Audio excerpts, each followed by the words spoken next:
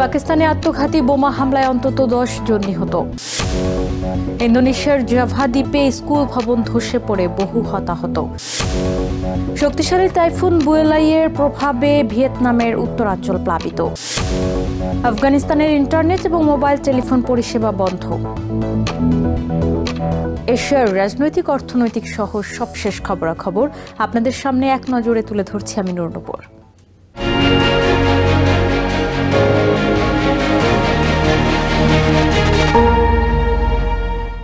পাকিস্তানের বেলুচিস্তান প্রদেশের রাজধানী কোয়েটায় ভয়াবহ গাড়ি বোমা বিস্ফোরণে অন্তত 10 জন নিহত হয়েছেন।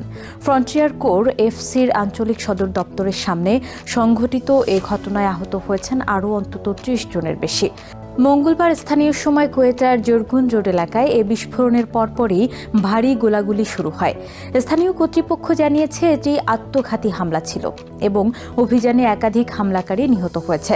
পাকিস্তানের প্রেসিডেন্ট আসিফ আলী জারদারি এ হামলার নিন্দা জানিয়ে বলেছেন, ভ্রান্ত পথে পরিচালিত জঙ্গিরা ভারতের ইশারায় এ হামলা চালিয়েছে।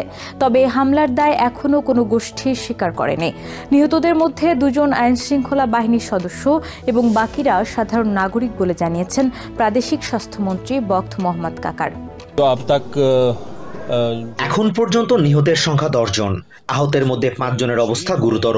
এছাড়া 26 জন আহত সিভিল হাসপাতালে ভর্তি আছেন। আমরা অন্যান্য হাসপাতালেও খোঁজ করছি আর কোনো আহত ভর্তি হয়েছে কিনা। এটা অবশ্যই একটি কাপুরুষোচিত কাজ ছিল। হামলাকারীদের লক্ষ্য ছিল ফ্রন্টিয়ার কোরের সদর দপ্তর।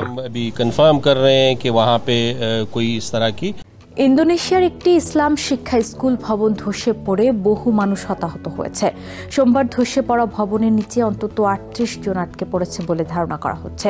দুর্ঘটনার পর অন্তত 100 জনকে উদ্ধার করা হয়েছে এবং আহত 80 জনকে হাসপাতালে ভর্তি করা হয়েছে।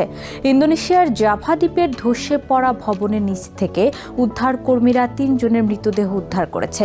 মঙ্গলবার স্থানীয় গণমাধ্যমে জানায়, দুর্ঘটনার সময় শিক্ষার্থীরা আসরের নামাজের জন্য জমায়েত হচ্ছিল। দেশটির দুর্যোগ ব্যবস্থাপনা সংস্থার মুখপাত্র আব্দুল মুহারি জানান, ভবনটির 4র্থ তলার নির্মাণ কাজের ভার বহন করতে পারেনি এর নিচের অংশের পিলারগুলো। স্থানীয় অনুসন্ধান ও উদ্ধার কর্তৃপক্ষ জানিয়েছে, তারা উদ্ধার অভিযানে ভারী যন্ত্রপাতি ব্যবহার করতে চাইছেন না, কারণ এর ফলে ভবনের অবশিষ্ট কাঠামো ধসে পড়ার আশঙ্কা রয়েছে।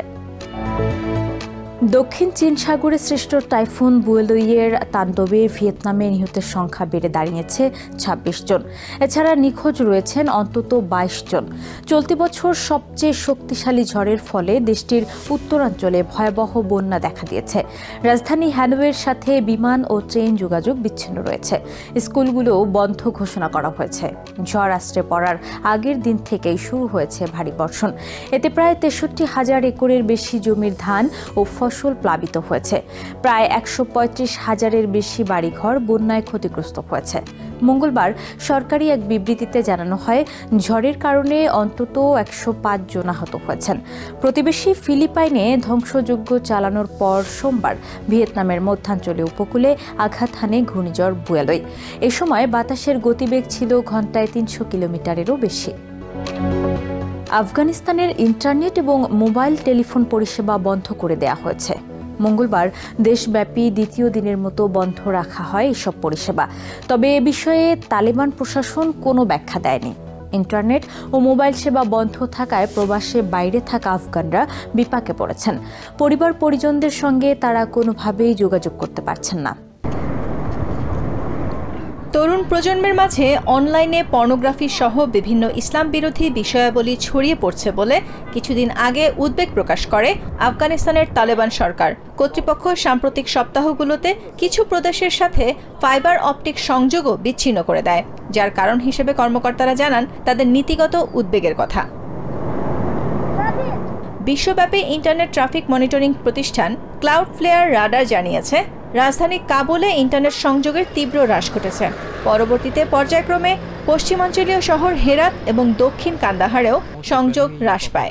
এমন পরিস্থিতিতে সোমবার দুপুর 3টা থেকে দেশ জুড়ে সম্পূর্ণভাবে সংযোগ বিচ্ছিন্ন করা হয় ইন্টারনেট এবং টেলিফোন পরিষেবা।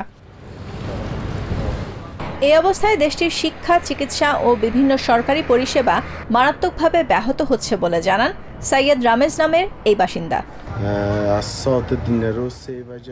বিকাল থেকে কাবুলের ইন্টারনেট সংযোগ বিচ্ছিন্ন। এটি মানুষের জন্য একটি চ্যালেঞ্জ, কারণ সমস্ত সরকারি খাত, বিশ্ববিদ্যালয়, স্কুলগুলো ইন্টারনেট ব্যবহার করে। আমরা সরকারকে ইন্টারনেট পুনরায় সংযোগ দেওয়ার জন্য অনুরোধ করছি। ইন্টারনেট সংযোগ না থাকলে মানুষের জন্য কাজ করা খুবই কঠিন। তরুণ প্রজন্মের কাছে ইন্টারনেট ছাড়া একদিন কাটানো যেন শাস্তিস্বরূপ। তাদের পড়াশোনা সহ যোগাযোগের প্রধান মাধ্যমই হলো ইন্টারনেট, আর এই পরিষেবা বন্ধে খুবই বিপদে পড়েছে তারা। আজকাল সবাই প্রযুক্তির সাথে যুক্ত। সারা দেশে যোগাযোগ ব্যবস্থা সম্পূর্ণ বিচ্ছিন্ন। আমাদের বন্ধু বান্ধব এবং আত্মীয় স্বজনের সাথে কোনো যোগাযোগ নেই। সারা দেশের যোগাযোগ ব্যবস্থা বিচ্ছিন্ন। ইন্টারনেট ও টেলিফোন পরিষেবা বন্ধ থাকায় দুশ্চিন্তায় পড়েছেন প্রবাসী আফগানরা।